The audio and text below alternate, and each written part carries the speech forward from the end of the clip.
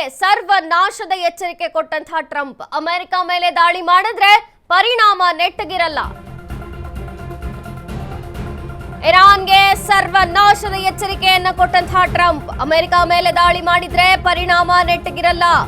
ಹಿಂದೆಂದೂ ಕಂಡರಿಯದಂತಹ ದಾಳಿಯನ್ನ ಎದುರಿಸಬೇಕಾಗತ್ತೆ. ಒಂದೇ ದಾಳಿಗೆ ಇರಾನ್ನ 48 ಮುಖಂಡರು ಉಡೀಸ್. ಇರಾನ್ ಜೊತೆಗಿನ ಸಂಘರ್ಷ 4 ವಾರ ಇರಬಹುದು. 4 ವಾರ ಅಥವಾ ಅದಕ್ಕಿಂತ ಕಡಿಮೆಯೂ ಆಗಬಹುದು.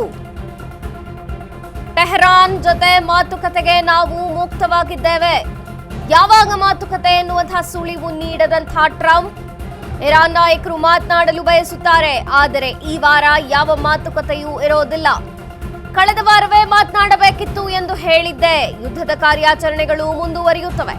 ನಮ್ಮ ಎಲ್ಲ ಉದ್ದೇಶ ಈಡೇರುವವರೆಗೂ ಇದು ನಡೆಯುತ್ತದೆ ಅಂದಿದ್ದಾರೆ ಟ್ರಂಪ್. ಅತ್ಯಂತ ಅಗಾಧವಾದಂತಹ ಮಿಲಿಟರಿ ಆಕ್ರಮಣಗಳಲ್ಲಿ ಇದು ಕೂಡ ಒಂದಾಗಿದೆ.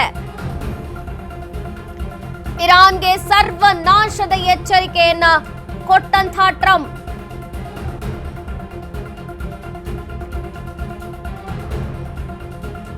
ಅಮೆರಿಕ ಮೇಲೆ ದಾಳಿ ಮಾಡಿದ್ರೆ ಪರಿಣಾಮ ನೆಟ್ಟಗಿರಲ್ಲ. ಎಂದು ಕಂಡು ಕೇಳರಿಯದ ರೀತಿಯಲ್ಲಿ ದಾಳಿಯನ್ನ ಎದುರಿಸಬೇಕಾಗತ್ತೆ. ಖಡಕ್ ಎಚ್ಚರಿಕೆಯನ್ನ ನೀಡಿದ್ದಾರೆ. ಸರ್ವನಾಶದ ಎಚ್ಚರಿಕೆ ಇದು.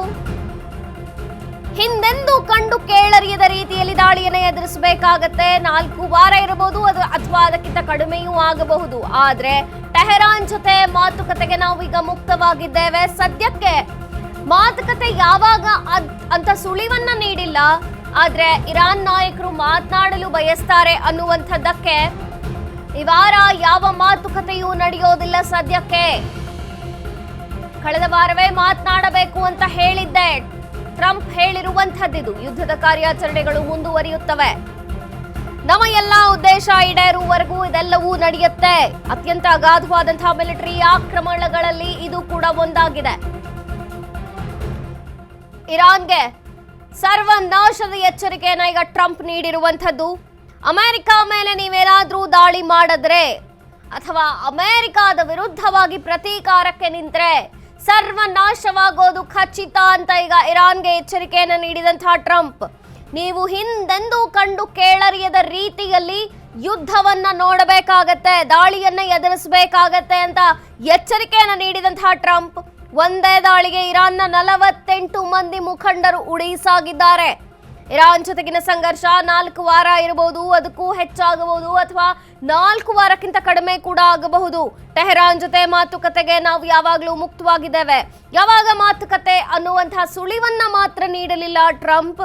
ಇರಾನ್ ನಾಯಕರು ಮಾತನಾಡಲು ಬಯಸ್ತಾರೆ ಅಂದಿದ್ದಕ್ಕೆ ಈ ಮಾತುಕತೆ ಹಿಂದಿನ ವಾರವೇ ಆಗಬೇಕಿತ್ತು. ಕಳೆದ ವಾರವೇ ನಾವು ಎಚ್ಚರಿಕೆಯನ್ನ ಕೊಟ್ಟಾಗ ಮಾತುಕತೆ ಆಡಬೇಕಿತ್ತು ಅಂತ ಹೇಳಿದ್ದೆ. ಈ ವಾರ ಮಾತುಕತೆ ಸಾಧ್ಯವಿಲ್ಲ. ಇದು 4 ವಾರಗಳ ಕಾಲ ಹೀಗೆ ಮುಂದುವರಿಬಹುದು ಅಥವಾ ಅದಕ್ಕಿಂತ ಕಡಿಮೆನೂ ಆಗಬಹುದು ಅಂದಿದ್ದಾರೆ. ಯುದ್ಧದ ಕಾರ್ಯಾಚರಣೆಗಳು ಮುಂದುವರಿಯುತ್ತೆ ನಮ್ಮ ಉದ್ದೇಶ ಈಡೇರೋವರೆಗೂ. ಟ್ರಂಪ್ ಹೇಳಿದಂತಹ ಮಾತುಗಳಿವು. ನಮ್ಮ ಉದ್ದೇಶ ಈಡೇರುವವರೆಗೂ ಇಂಥ ಯುದ್ಧದ ಕಾರ್ಯಾಚರಣೆಗಳು ಮುಂದುವರಿತಾನೆ ಇರುತ್ತೆ. ಒಟ್ನಲ್ಲಿ ಅಮೆರಿಕ ಇರಾನ್ನ ಸರ್ವನಾಶ ಮಾಡಬೇಕು, ನೆಲಸಮ ಮಾಡಬೇಕು ಅನ್ನೋದಕ್ಕೆ ಪಣ ತೊಟ್ಟಂತಿದೆ. ಒಂದು ವೇಳೆ ಇರಾನ್ ಕೂಡ ಈಗ ಪ್ರತೀಕಾರಕ್ಕೆ ಮುಂದಾಗಿರೋದನ್ನ ನೋಡಿದ್ರೆ ಇರಾನ್ ಪರಿಸ್ಥಿತಿ ಏನಾಗುತ್ತೋ ಅನ್ನುವಂತಹ ಭೀತಿಯಲ್ಲಿದ್ದಾರೆ.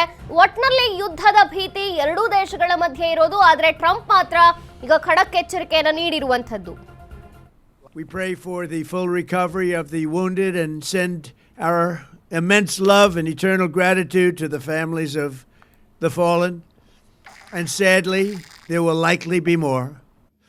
Before it ends, that's the way it is.